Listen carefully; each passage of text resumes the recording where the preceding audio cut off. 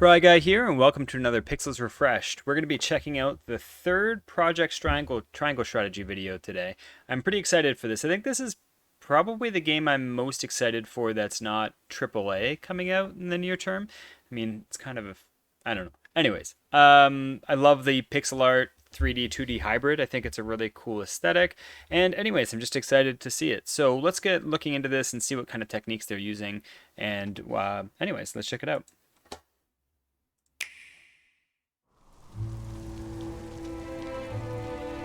Cool. Choices give rise to conflict.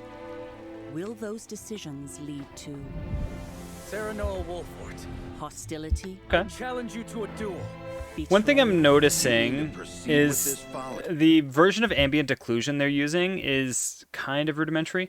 So ambient occlusion is what happens when light goes into like corners and stuff and bounces around. Now, a big problem with ambient occlusion in engines, you can get this effect in Unity and Unreal, is if it's creating a black ghost all the way around the character, it's not doing what ambient occlusion should be doing.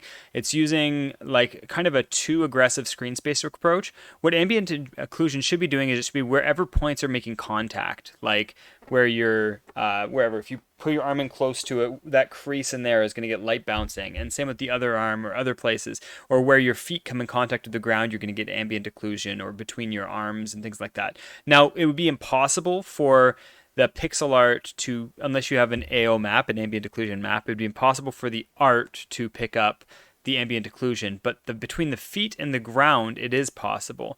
Now, one thing they're doing here, which is kind of interesting, is they have 1 foot higher than the other, which means that the camera is set to fake this perspective, because this foot is actually touching the ground, and this one would be floating in the air, doing pixel art in this way. So, anyways, it's kind of an interesting approach, but I'm not a huge fan of the improper ambient occlusion. Over my dead body. Voice acting seems pretty good. They're using like puppet animations in After Effects on top of their drawn art. A brand new tactical RPG, Triangle Strategy. 30 years have passed since the Saltiron War ravaged the land of Norzelia, the Kingdom of Glenbrook, the Grand Duchy of Esfrost, the Holy State of Hyzant. These three nations enjoyed a brief moment of peace. Serenoa Wolfort, young lord of one of Glenbrook's high houses, and Frederica, a lady of Esfrost. So this is all done, I'm guessing, in Unreal Engine. And it's using super low poly matched with like, I wonder what the size of the sprites would be. Maybe, I don't know, the sprite box I would be guessing would be about maybe 75 pixels high, to keep it super light. And then this is all just geometry with really low resolution textures on it. So you can just see, this is just, they have super low res textures that are being maybe 4 times scaled with integer scaling. And you can really see that in this is the pixels. It's like the pixels are big in the texture, but if you look at the deformation of the polygons, it's actually higher.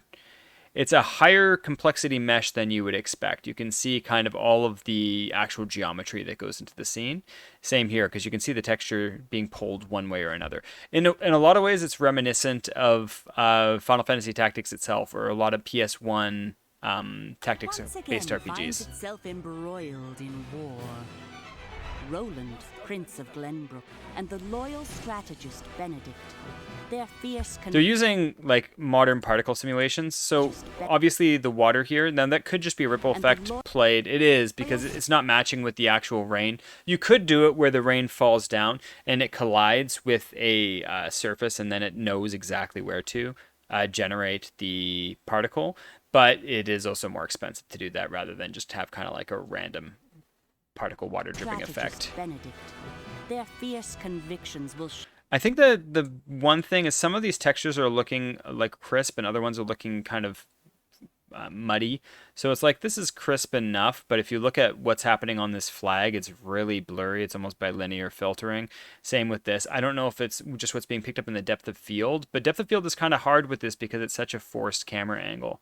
So it makes sense to have these things out of focus, but when you're getting kind of lost focus in some of these areas, I don't know, it's a little too soft. Will shape the battles that lie ahead. The cool thing is that it does allow for real-time lighting of these sprites and effects. Pixel and 3D graphics meet in HD 2D. A robust visual style. I'm really curious to see when Eden Chronicles comes out as well, because it's creating. It's basically trying to do the exact same kind of art style. The good thing is that, you know, instead of having like stencil shadows, you can actually cast perfect shadows. The big thing is if you move that light behind the character at a certain angle, that shadow is going to go perfectly flat. So it almost works better to bake your lights and not move the light source around too much. Out of my way! Arms Master Eridor Ballantyne.